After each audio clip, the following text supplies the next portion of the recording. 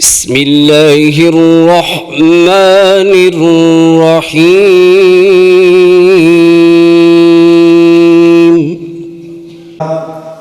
آپ احباب نے سماعت فرما لیا ہے کہ کس حوالے سے کروایا جا رہا ہے، تو آپ سبھی احباب دعا فرمائیں کہ اللہ رب العزت بھائیوں کی محنتوں کو قبول فرمائے اور ان کے کاروبار میں برکت فرمائے۔ تو میں اپنے برادر اکبر محترم جناب محمد طیب صادق صاحب اور محترم جناب محمد طاہر مغل صاحب اور خبیر مغل صاحب سے ملتمس ہوں کہ وہ بھی ایک دفعہ اسٹیج کی ضرور زینت بنے۔ الحمدللہ ان بھائیوں نے میرے ساتھ الحمدللہ پورے 5 سال بڑے ہی اچھے انداز میں تعاون بھی کیا، محبت کی، پیار کیا۔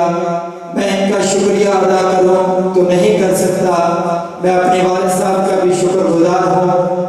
آپ احباب جانتے ہیں کہ اس دور میں جب تک گھر والے تمام افراد کمانے والے نہ ہوں تو گھر کے سرکٹ نہیں چلتے۔ تو ان بھائیوں نے، والد صاحب نے بڑی محنت سے مجھے پڑھایا اور اس اسٹیج پر کھڑا کر دیا۔ یہ الحمدللہ والدین کی دعاؤں کا نتیجہ ہے اور تمام استاد کرام کی محنتوں کا نتیجہ ہے۔ میرے ساتھ الحمدللہ بڑے ہی پیارے مشفق و مربی استاد فضیلت الشیخ استاد العلماء استاد الاساتذہ حضرت مولانا شفیق مدنی صاحب الحمدللہ پورے 5 سال انہوں نے میرے ساتھ بڑی محبت کی، بڑا پیار کیا اور صحیح البخاری پورا 1 سال پڑھا کے اس اسٹیج پر کھڑا ہونے کے قابل بنایا۔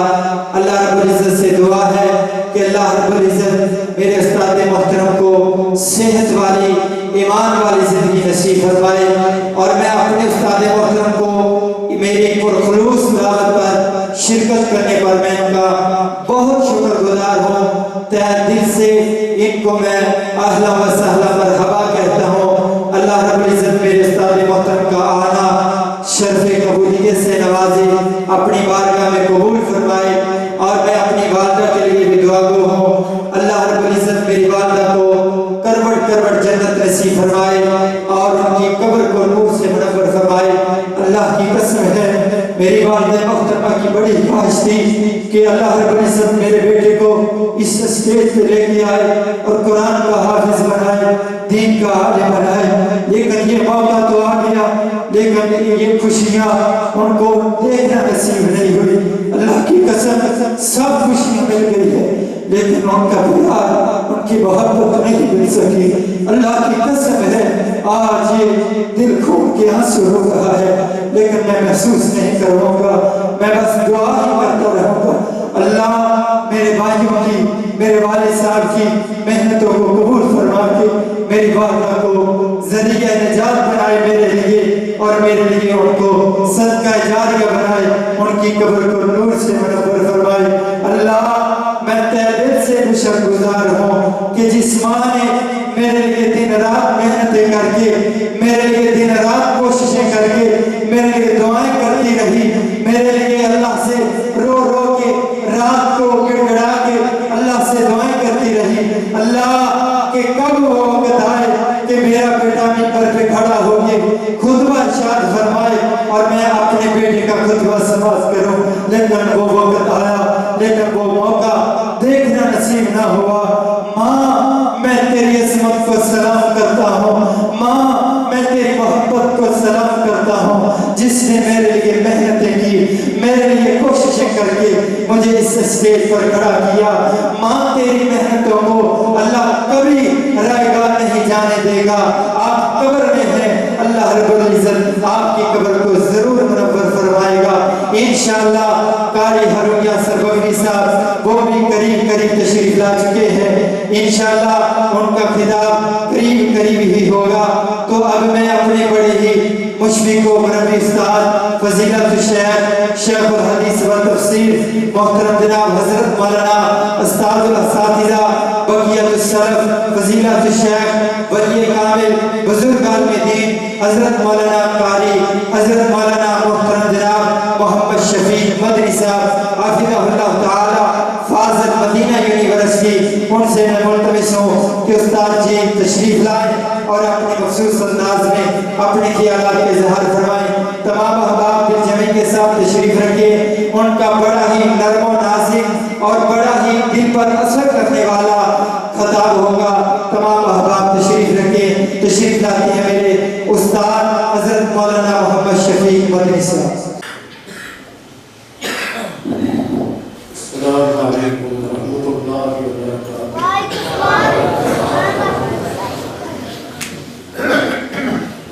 الحمد للہ رب العالمین والصلاة والسلام علی اشرف الانبیاء والمرسلین وعلی آلہ واصحابہ اجمعین، اما بعد اعوذ باللہ من الشیطان الرجیم، بسم اللہ الرحمن الرحیم، والتین والزیتون وطور سینین وهذا البلد الأمين لقد خلقنا الإنسان في أحسن تقويم ثم رددناه أسفل سافلين إلا الذين آمنوا وعملوا الصالحات فلهم أجر غير ممنون فما يكذبك بعد بالدين أليس الله بأحكم الحاكمين صدق الله العظيم۔ آج کا دن میرے لیے بڑی خوشی، مسرت اور سعادت کا دن ہے کہ میں آج اپنے ایک شاگرد شہید کی دعوت پہ،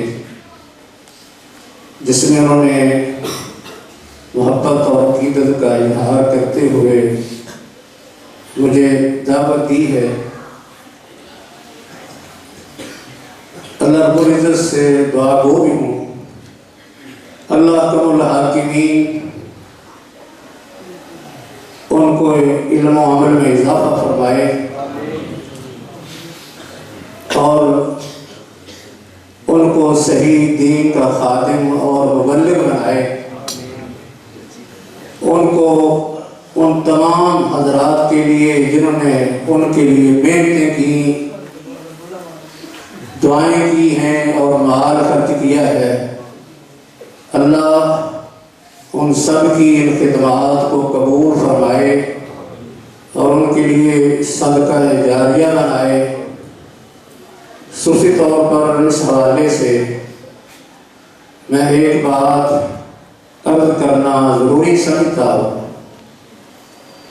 کہ وہ اپنی والدہ کے بارے میں بیان کر رہے تھے کہ ان کی بڑی خواہش تھی کہ میرا بیٹا یہ دین کا عالم بنے اور منبر رسول پر کھڑا ہو کے واضح ارشاد فرمائے جس کو میں خود اپنے کانوں سے سن سکوں۔ ان کی خواہش یہ تو پوری نہیں ہوئی، لیکن اللہ رب العزت نے ان کی دعاؤں کو قبول فرمایا اور اس کے نتیجے میں ان کو ایک عالم دین بنا دیا ہے۔ ماں کی دعا کا بڑا اثر ہے۔ امام بخاری رحمۃ اللہ علیہ جن کی کتاب کا ابھی ذکر ہو رہا تھا، اللہ نے اس کتاب کو بھی بڑی شہرت دی ہے، بڑا مقام اور درجہ عطا فرمایا ہے۔ قرآن مجید کے بعد سب سے زیادہ صحیح حدیث کی کتاب وہ صحیح بخاری ہے۔ اللہ نے جس طرح صحیح بخاری کو اللہ مقام دیا، ویسے ہی اس کتاب کے لکھنے والے امام بخاری رحمۃ اللہ علیہ کو بھی اللہ نے بڑا مقام عطا فرمایا ہے۔ ان کے بارے میں بہت چیزیں کہی جا سکتی ہیں، لیکن اس وقت صرف میں ایک بات ذکر کروں گا، وہ بھی ماں کے حوالے سے، ماں کی مناسبت سے، کہ ماں کی دعا اللہ رب العزت کس طرح قبول فرماتے ہیں۔ وہ مائیں جن کو اللہ رب العزت نے ایمان کی دولت سے نوازا، نیکی کی توفیق عطا فرمائی، ان کے دل میں دین کا شوق اور ذوق پیدا فرمایا، جس کے نتیجے میں انہوں نے اپنی اولاد کے لیے دین کا رستہ منتخب فرمایا۔ ایسی ماؤں کی دعائیں اللہ رب العزت ضرور قبول فرماتے ہیں، کبھی رد نہیں ہوتی۔ امام بخاری رحمۃ اللہ علیہ کی والدہ محترمہ نے ان کے لیے ایک دعا فرمائی تھی۔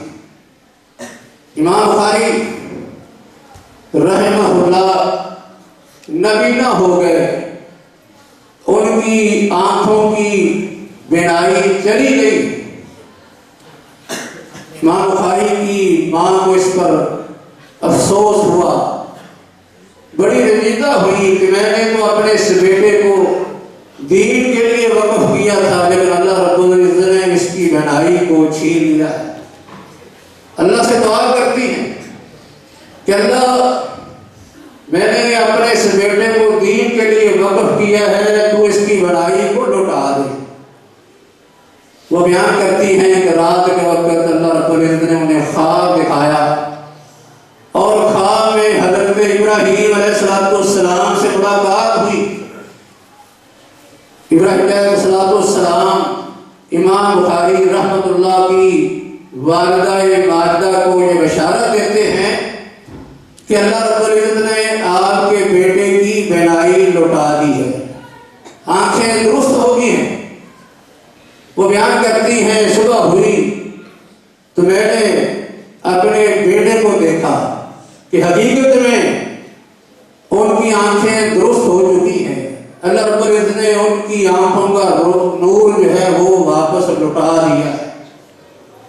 یہ ماں کی دعا کا اثر ہے کہ اللہ نے کس طرح ایک نبینے کو بینا بنا دیا۔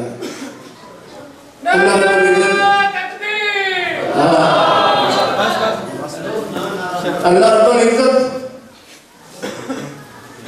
ہمیں بھی ایسی مائیں نصیب فرمائے جو ہمارے لیے ایسی دعا کریں جنہیں اللہ رب العزت کبھی رد نہ فرمائے۔ آج کا یہ پروگرام الحمدللہ بڑا کامیاب پروگرام نظر آ رہا ہے، اور اس میں دیکھ رہا ہوں کہ کس قدر ہر طرح کے لوگ سامعین، بچے بھی ہیں، جوان بھی ہیں، ادھیڑ عمر اور بوڑھے بھی ہیں، ذوق اور شوق سے آج کے پروگرام کو، علماء کی تقاریر اور بیانات کو سننے کے لیے حاضر ہوئے۔ اللہ رب العزت سب کی حاضری کو قبول فرمائے۔ جو لوگ آنے والے ہیں ان کے بارے میں ایک نبی اکرم صلی اللہ علیہ وسلم کا ارشاد بیان کرتا ہوں کہ نبی صلی اللہ علیہ وسلم نے ایسے لوگوں کے لیے کتنی بڑی عظیم بشارت دی ہے، خوشخبری سنائی ہے۔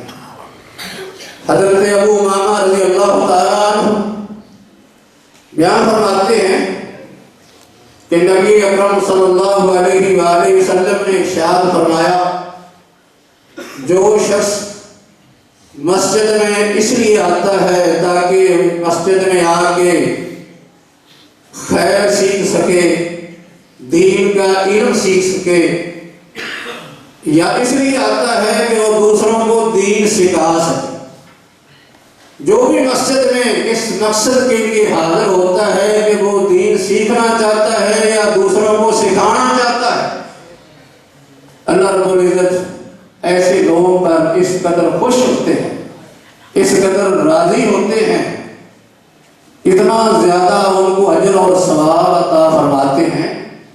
آپ نے فرمایا کہ ان کو اللہ احکام الحاکمین ایسے حج کا ثواب عطا فرماتے ہیں جو حج مکمل طریقے سے ادا کیا جاتا ہے۔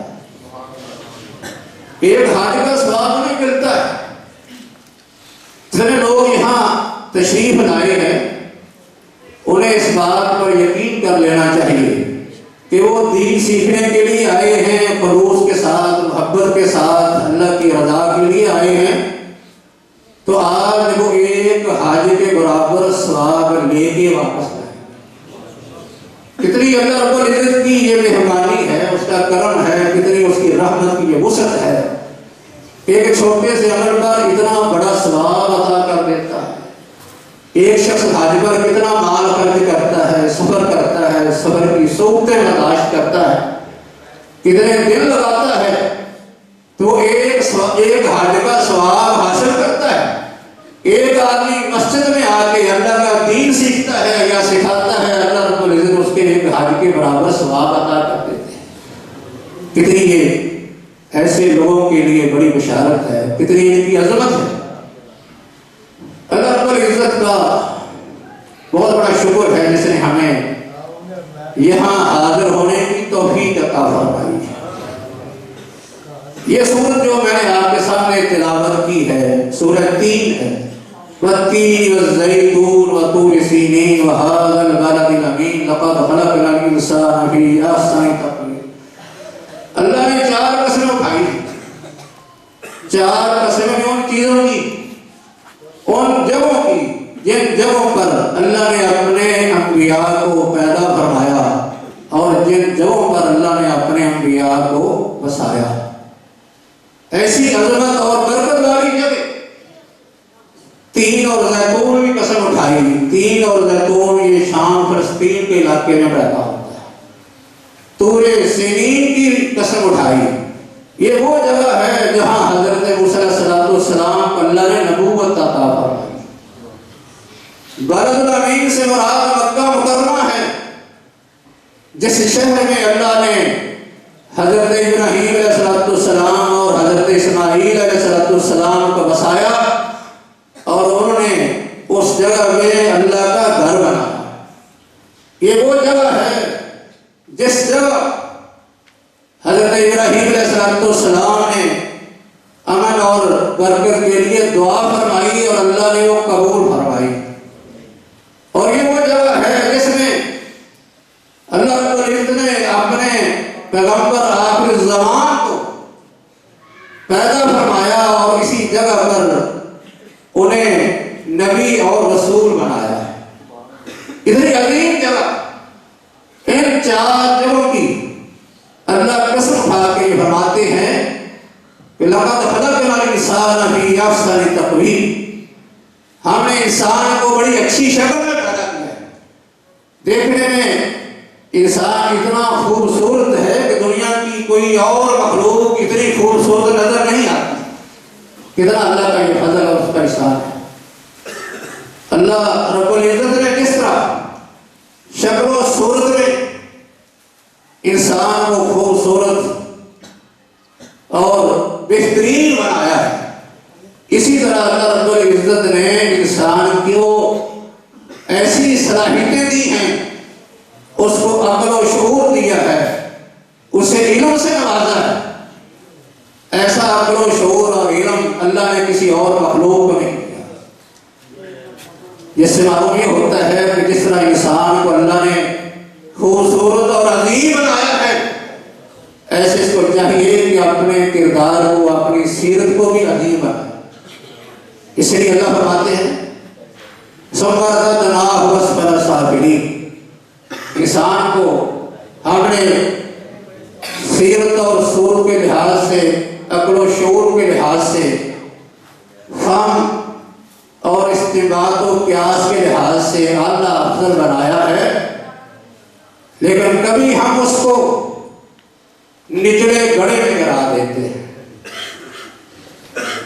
گٹھیا مخلوق میں داخل کر دیتے ہیں، اتنا وہ نیچے گر جاتا ہے کہ وہ حیوانوں سے بھی بدتر ہو جاتا ہے۔ اور یہ انسان کیوں ہوتا ہے؟ اپنے کردار کی وجہ سے، اپنے افکار کی وجہ سے، اپنے نظریات کی وجہ سے، اپنے برے اخلاق کی وجہ سے، اپنے برے اعمال اور برے کردار کی وجہ سے یہ برا بنتا ہے۔ اللہ نے دوسری مخلوق کو عقل نہیں دی، وہ مخلوق وہ اتنا برا کام نہیں کرتی اتنا گر جاتا ہے، لوگوں پر ظلم و زیادتی کرتا ہے، لوٹ وسوٹ کرتا ہے، جھوٹ بولتا ہے، بدکاریاں کرتا ہے. دنیا کے اندر علم میں اتنے ظلم ڈالتا ہے کہ وہ حیوان بھی نہیں ڈالتے. لیکن حیوان تو کیونکہ شعور نہیں رکھتے، ان کا تو اللہ نے حساب نہیں کرنا. لیکن جس کو سب سے بہترین خوبصورت بنایا ہے اس نے تو حساب دینا ہے. اللہ فرماتے ہیں اِلَّا الَّذِينَ آمَنُوا وَعَمِلُوا الصَّالِحَاتِ فَلَهُمْ أَجْرٌ غَيْرُ مَمْنُونٍ. کون سے لوگ ہیں جو اس عظمت کو پہچاننے والے ہیں؟ اللہ نے جو ان کو دوسری مخلوق پر فضیلت دی ہے، شان دیا ہے، مقام دیا ہے، اعلیٰ افسر بنایا ہے، عقل و شعور سے نوازا ہے، خوبصورت بنایا ہے. اس کا تقاضا کیا ہے؟ کون لوگ ہیں جو تقاضا پورا کرتے ہیں؟ فرمایا کہ وہ لوگ ہیں جو ایمان لائے اور انہوں نے نیک عمل کیے. اللہ انہیں ایسا اجر عطا فرمائے گا جو کبھی منقطع نہیں ہوگا، کبھی ختم نہیں ہوگا. عظیم اجر عطا فرمائے گا. ایمان لاتے ہیں، نیک عمل کرتے ہیں. اللہ رب العزت ایک دوسرے مقام پر فرماتے ہیں یا ایھا الذین آمنوا آمنوا باللہ ورسولہ والکتاب الذی نزل. اے ایمان والو، ایمان لے آؤ اللہ پر، اس کے رسول پر، اس کی کتاب پر ایمان لے آؤ. ایمانداروں کو اللہ کہتے ہیں کہ اے ایماندارو تم ایمان لے آؤ. اس کا مطلب یہ ہے کہ وہ پہلے ایماندار نہیں ہیں. اللہ دوبارہ مطالبہ کر رہے ہیں، حکم دے رہے ہیں کہ ایمان والو ایمان لے آؤ. مطلب یہ ہے کہ تم نے ایمان کا دعویٰ کیا ہے، ایمان والوں میں شامل ہو گئے ہو، مسلمانوں میں داخل ہو گئے ہو، لیکن حقیقت میں تمہیں اس اسلام کے اندر اخلاص دکھانا پڑے گا. اپنے اخلاص سے، اپنے اعمال سے، اپنے کردار سے تم کو اس ایمان کا اظہار کرنا پڑے گا.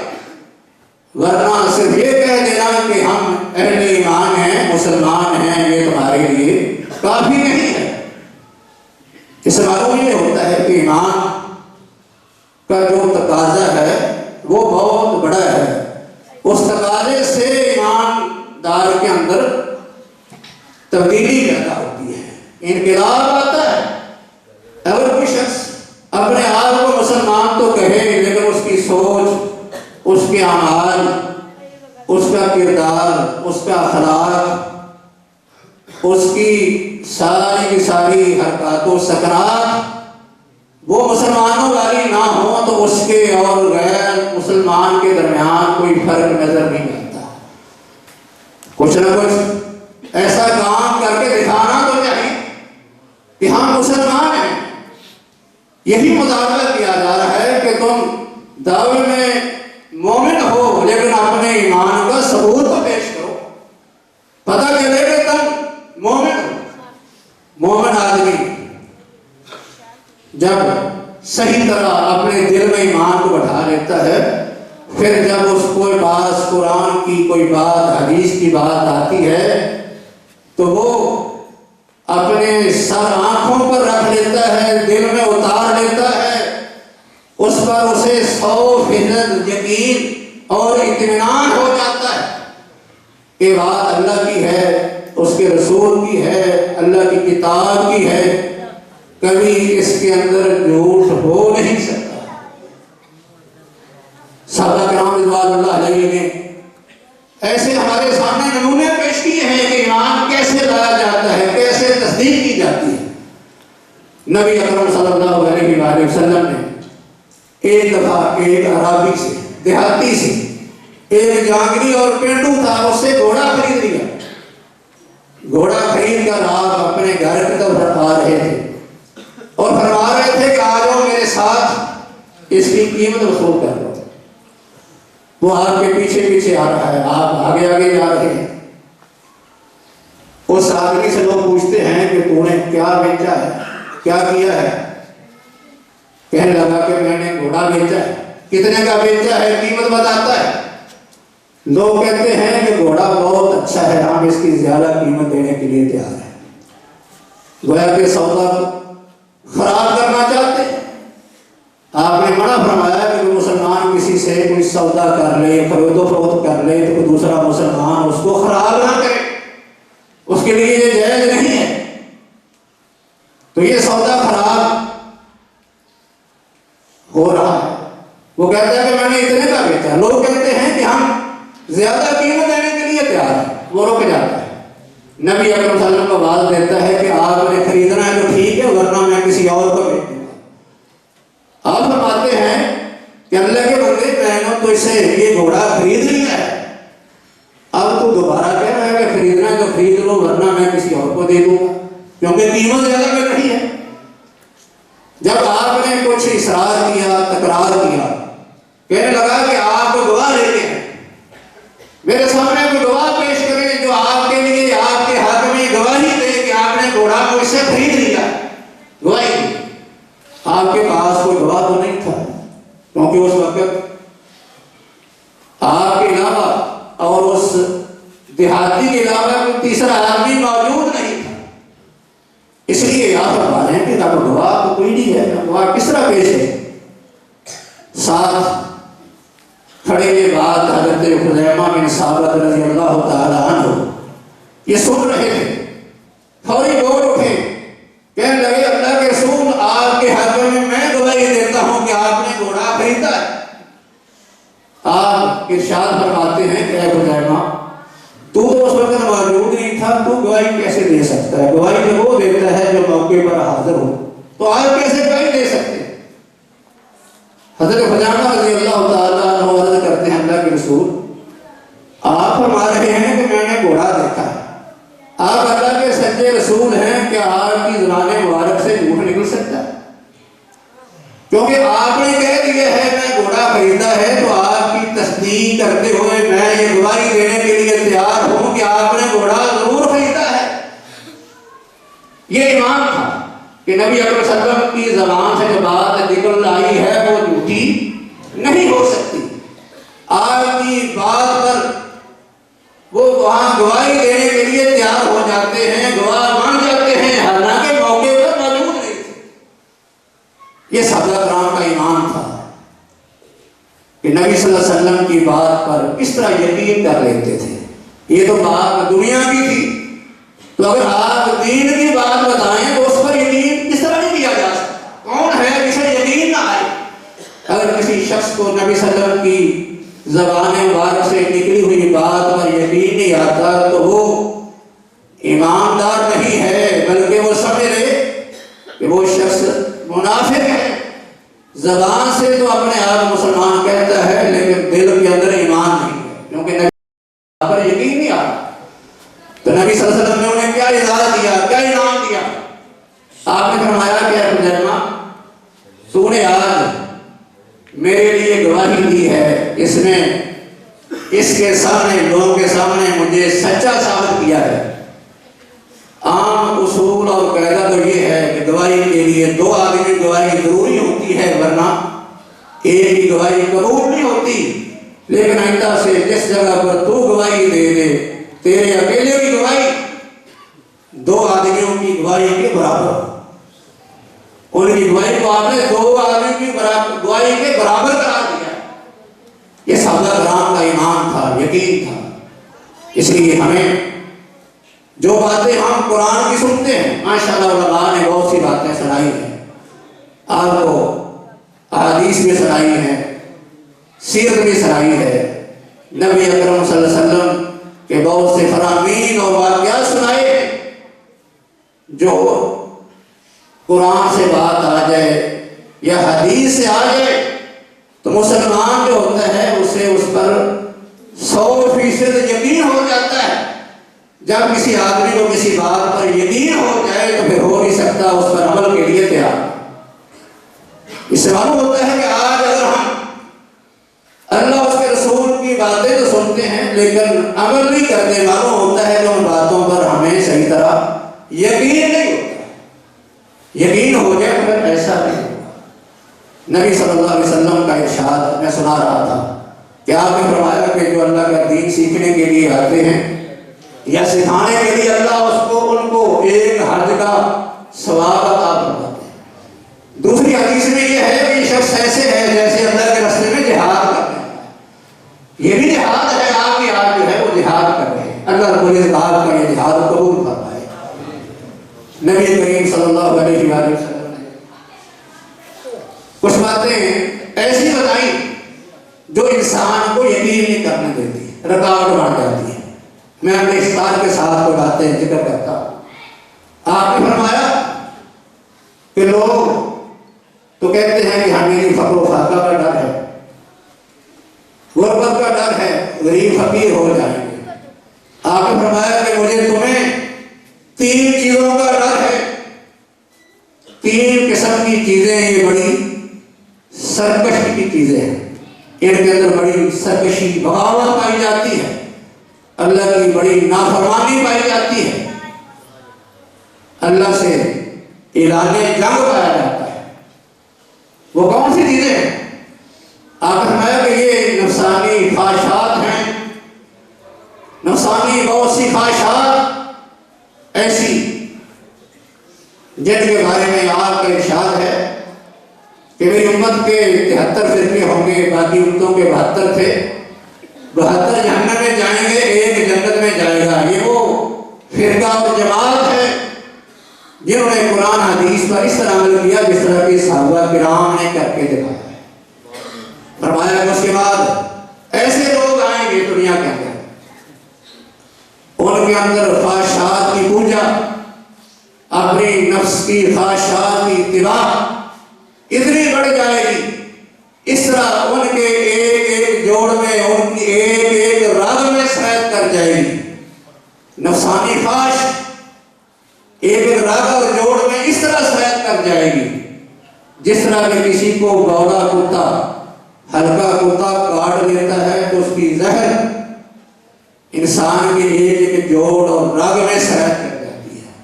اس طرح لوگوں کے جوڑوں اور رگوں میں نفسانی خواہشات سرایت کر جائیں گی، اور بڑی خواہشات، سرکش کرنے والی، بغاوت پیدا کرنے والی خواہشات وہ کون سی ہیں؟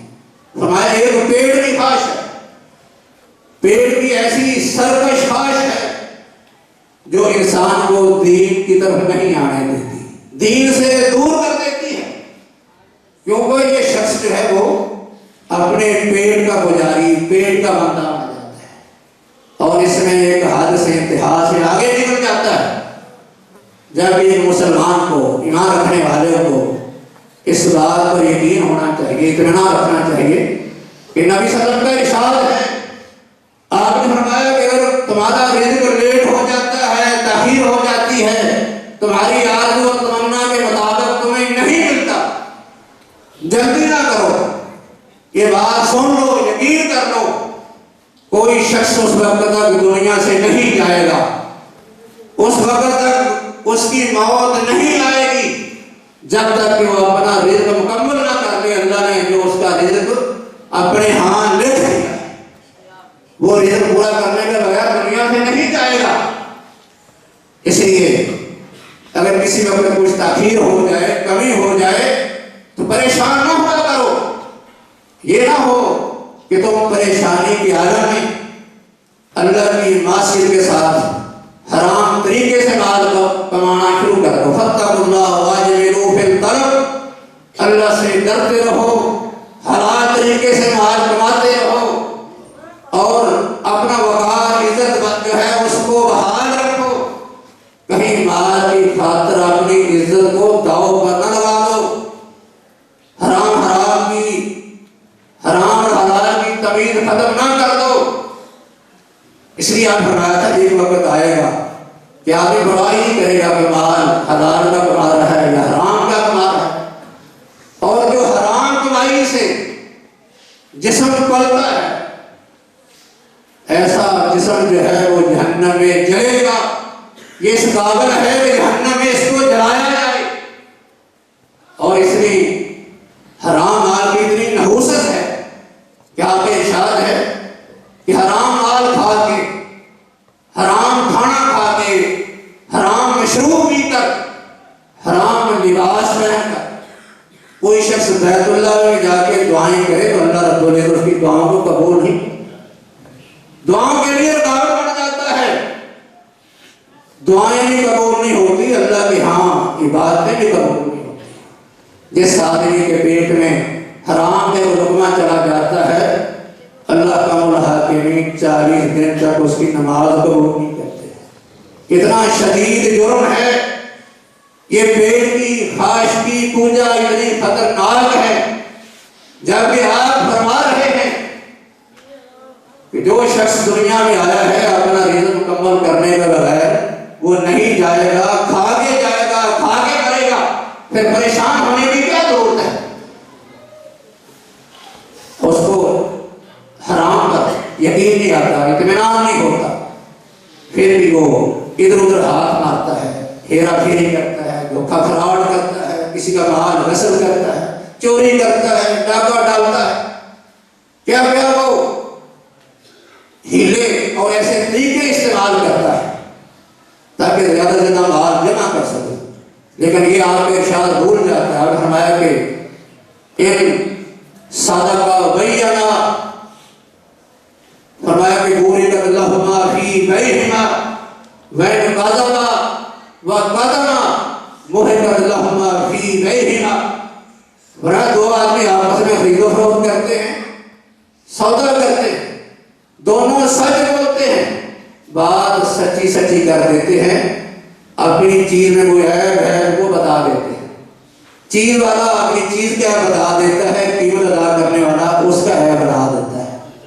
ایسا نہیں ہے کہ چیز دینے والا تو نیچے گھٹیا اور گندی چیز رکھ دے اور اوپر اچھی اچھی چیز سجا دے تاکہ قیمت زیادہ مل جائے، اور قیمت دینے والا اوپر تو اچھے نوٹ اصلی نوٹ رکھ دے اور درمیان میں جعلی نوٹ داخل کر دے تاکہ یہ جعلی نوٹ میں کسی کو دے کے فائدہ اٹھا سکوں اور اس کو نقصان پہنچا سکوں۔ اللہ رب العزت نے ایسے رزق میں برکت نہیں رکھی جس کے اندر جھوٹ اور خیانت ہوتی ہو۔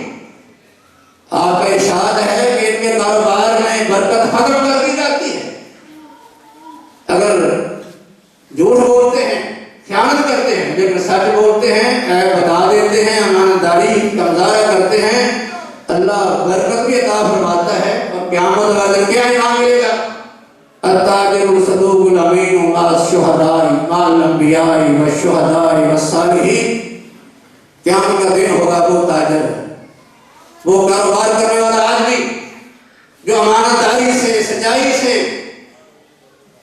کاروبار کرتا تھا، قیامت والے اللہ رب العزت اس کو انبیاء، شہداء اور صالحین کا ساتھ نصیب فرمائیں گے۔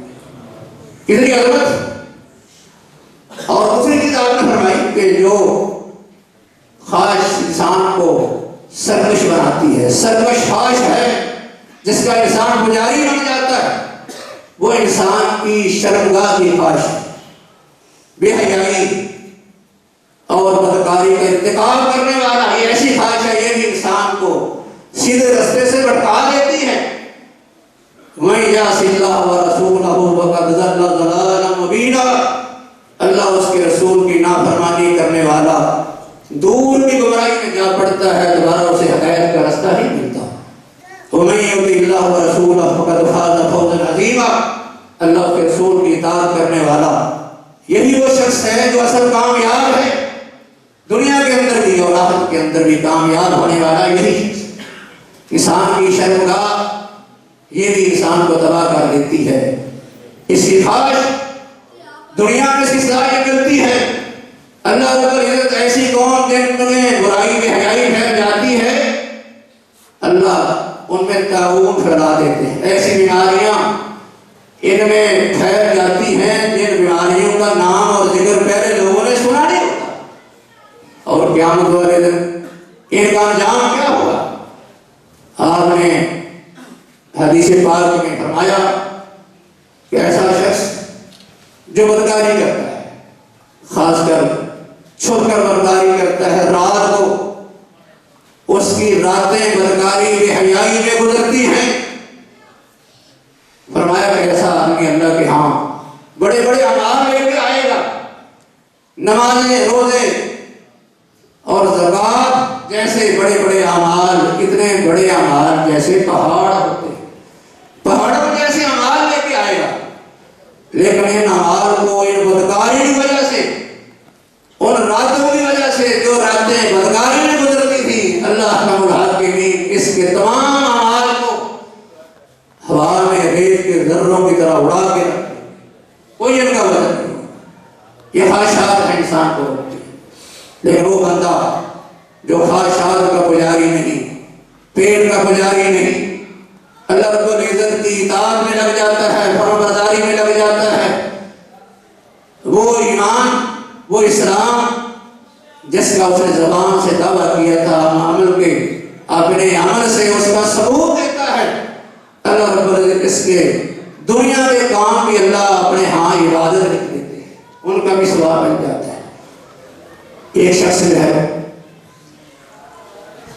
اللہ رب العزت کے حق کو بھی نہیں بھولتا، اپنا کام بھی کرتا ہے، کتنی عظمت ہے کہ انسان اللہ کے لیے، اللہ کی رضا کے لیے، خلوص کے ساتھ اللہ کو خوش کرنے کے لیے، اپنے ایمان کا ثبوت دینے کے لیے نیک عمل کرتا ہے، اللہ اس پر خوش ہو کر کس قدر اپنی مہربانی رحمت کے دروازے کھولتے ہیں، کس قدر اس کی طرف سے رحمتوں کی بارش ہوتی ہے۔ حضرت سلمان فارسی رضی اللہ تعالیٰ عنہ اپنے شاگرد ابو سلمان کو ساتھ لے گئے، درخت کے نیچے کھڑے، درخت کی ٹہنی خشک ہے، وہ ہلاتے ہیں، پتے گر جاتے ہیں۔ حضرت سلمان فارسی رضی اللہ تعالیٰ پوچھتے ہیں کہ ابو سلمان تو نے مجھ سے یہ نہیں پوچھا کہ تو نے یہ کیوں کیا ہے؟ وہ پوچھنے لگے کہ اے سلمان رضی اللہ عنہ آپ بتا دیں آپ نے کیوں کیا ہے؟ وہ کہنے لگے ایک دفعہ میں بھی نبی صلی اللہ علیہ وسلم کے ساتھ تھا، ایک درخت کے نیچے کھڑے تھے، درخت کی ٹہنی خشک تھی، نبی اکرم صلی اللہ علیہ وسلم نے اس ٹہنی کو اپنے ہاتھ سے ہلایا اور اس کے پتے گر گئے۔ آپ نے مجھ سے اسی طرح ہی سوال کیا جس طرح کہ میں نے آپ سے کیا ہے۔ آپ نے پوچھا کہ سلمان تو نے مجھ سے پوچھا ہی نہیں کہ میں نے ٹہنی کیوں ہلائی ہے؟ وہ عرض کرنے لگے اللہ رسول آپ بتا دیں آپ نے ٹہنی کیوں ہلائی؟ نبی صلی اللہ علیہ وسلم ارشاد فرماتے ہیں کہ میں نے یہ بات بتانے کے لیے ٹہنی ہلائی ہے کہ جب کوئی آدمی نماز پڑھتا ہے، اچھے طریقے سے وضو کر کے مسجد میں آتا ہے، 5 نمازیں ادا کرتا ہے، اللہ رب العزت اس کے گناہ اس طرح صاف کر دیتے ہیں، جھاڑ دیتے ہیں جس طرح ٹہنی سے پتے جھاڑتے ہیں۔ لیکن اس پر ہمیں یقین تو ہونا چاہیے کہ واقعی اگر ہم 5 نمازیں پابندی سے ادا کریں گے، اللہ رب العزت ہمارے گناہ اس طرح ہی جھاڑ دیں گے جس طرح کے کچھ ٹہنی کے پتے گر جاتے ہیں۔ نبی کریم صلی اللہ علیہ وسلم کا ارشاد اس میں ایسے لوگوں کے لیے جو کام بھی کرتے ہیں، اللہ کو بھی یاد رکھتے ہیں، اپنے ایمان کا اظہار بھی کرتے ہیں، اخلاص کا ثبوت دیتے ہیں اور اس پر قائم رہتے ہیں، کتنی بشارتیں ہیں، کام بھی کر رہا ہے۔ حضرت سلمان فارسی رضی اللہ تعالیٰ عنہ کا بیان ہے، آپ نے فرمایا ایک نمازی چٹیل میدان میں نماز پڑھتا، چٹیل میدان میں اکیلا ہے، کوئی اس کے ساتھ نہیں، نماز کا وقت ہو گیا ہے، اقامت کہتا ہے اور نماز شروع کر دیتا ہے، اقامت کہہ کے تکبیر کہہ کے نماز شروع کر دیتا ہے، تو اس کے ساتھ جو 2 فرشتے حاضر ہیں وہ اس کے پیچھے جماعت میں شریک ہو جاتے ہیں۔ لیکن اگر وہ اذان کہہ دے، اذان کہہ کے پھر تکبیر کہے، پھر نماز شروع کر دے، پھر اس کے ساتھ نماز پڑھنے والے اللہ کی اتنے لشکر نازل ہوتے ہیں، اتنے لشکر جن کے کناروں کا احاطہ کرنا ممکن نہیں ہوتا۔ کتنی عظمت ہے، کتنا شان ہے اس شخص کا جو کام اپنا کر رہا ہے، جنگل میں صحرا میں رہ رہا ہے، لیکن اپنے ایمان کا ثبوت دے رہا ہے، اظہار کر رہا ہے، کتنی عظمت۔ دوسری حدیث میں آپ کا یہ بھی ایک ارشاد ہے، آپ نے فرمایا اللہ رب العزت اس آدمی سے بہت خوش ہوتا ہے، خوشی کا اظہار کرتا ہے جو پہاڑوں کی چوٹیوں پر جا کے اپنی بکریاں چراتا ہے، بکریاں چرا رہا ہے، اپنے کام میں مشغول ہے، اکیلا ہے، کوئی اور اس کے ساتھ نماز پڑھنے والا نہیں، اکیلا ہی اذان دیتا ہے اور باقاعدہ تکبیر کرتا ہے، اکیلا ہی وہ جماعت شروع کر دیتا ہے۔ نماز پڑھتا ہے، اللہ رب العزت خوش ہوتے ہیں۔ اللہ فرماتے ہیں میرے اس بندے کو دیکھو، اکیلا ہے، اذان دے رہا ہے، تکبیر کہہ رہا ہے اور نماز پڑھ رہا ہے۔ اس کا مطلب یہ ہے کہ وہ اس سے ڈرتا ہے، میرا خوف اس کے دل میں موجود ہے، اس لیے ورنہ اتنی دور کون دیکھنے والا ہے کہ نماز پڑھتا ہی نہیں پڑھتا۔ اللہ کا ڈر، اللہ کا خوف، اللہ کی محبت اور اپنے ایمان کا تقاضا مجبور کر رہا ہے۔ تو نبی اکرم صلی اللہ علیہ وسلم نے فرمایا کہ اللہ کی طرف سے اس کے لیے کیا اعلان ہوتا ہے؟ اللہ رب العزت اس کے اعلان یہ فرماتے ہیں کہ میں نے اس بندے سے خوش ہو کے اس کے گناہ معاف کر دیے ہیں اور اس کے لیے میں نے اپنی جنت عطا کر دی۔ یہ عظمت ہے، یہ شان ہے، یہ مقام ہے ان لوگوں کا جو لوگ دنیا کے اندر رہتے ہوئے اپنی ضرورتیں پوری کرتے ہیں، اپنے کام بھی کرتے ہیں، لیکن ساتھ ساتھ اللہ کو یاد بھی رکھتے ہیں، ایمان کا اظہار بھی ہوتا ہے، اخلاص کا مظاہرہ بھی ہوتا ہے۔ اسی لیے نبی صلی اللہ علیہ وسلم کے پاس سے جب ایک آدمی گزرتا ہے، بڑا نوجوان ہے، طاقتور ہے، بڑا خوبصورت ہے، صحابہ کرام جو اس پر نظر پڑتی ہے اور اس بات کا اظہار کرتے ہیں کہ اللہ کے رسول کتنا نوجوان، خوبصورت، طاقتور ہو، کاش کہ یہ میدان جنگ میں ہو، میدان جنگ میں اپنی طاقت کا، اپنی بہادری کا مظاہرہ کرے تو کتنا اچھا۔ نبی صلی اللہ علیہ وسلم آیا کہ یہ آدمی باہر نکلا، اگر اس لیے نکلا ہے کہ یہ اپنی اولاد کے لیے روزی کما کے لائے، کیونکہ اللہ کو بھی یاد کرنے والا ہے، اللہ کا بھی حق ادا کرتا ہے، اپنے ایمان کا اظہار اپنے عمل سے کر رہا ہے، نکلا اپنی اولاد کی گزران کے لیے ہے، اولاد کے لیے کچھ کمانے کے لیے ہے، لیکن اللہ رب العزت کی طرف سے اس کو ثواب اتنا مل رہا ہے جیسے میدان جنگ میں لڑ رہا ہے۔ آپ نے فرمایا کہ اگر وہ نکلا اس لیے ہے کہ اپنے والدین کے لیے کمائے، یہی ضرورتیں ہوتی ہیں، اپنے اولاد کے لیے انسان کماتا ہے، اپنے والدین کے لیے کماتا ہے۔ فرمایا کہ والدین کے لیے کمانے کے لیے نکلا ہے تو پھر بھی اللہ کے راستے میں مجاہد ہے۔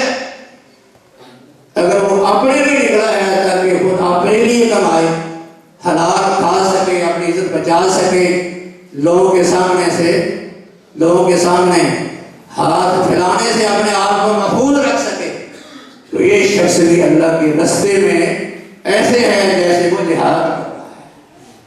یہ عظمت ان لوگوں کی ہے کہ جو لوگ ایمان لے آئے اور انہوں نے نیک اعمال کیے، اللہ فرماتے ہیں ان کے لیے اتنا بڑا عظیم اجر ہے جو کبھی ختم نہیں ہوگا۔ اللہ رب العزت سے دعا ہے کہ ہم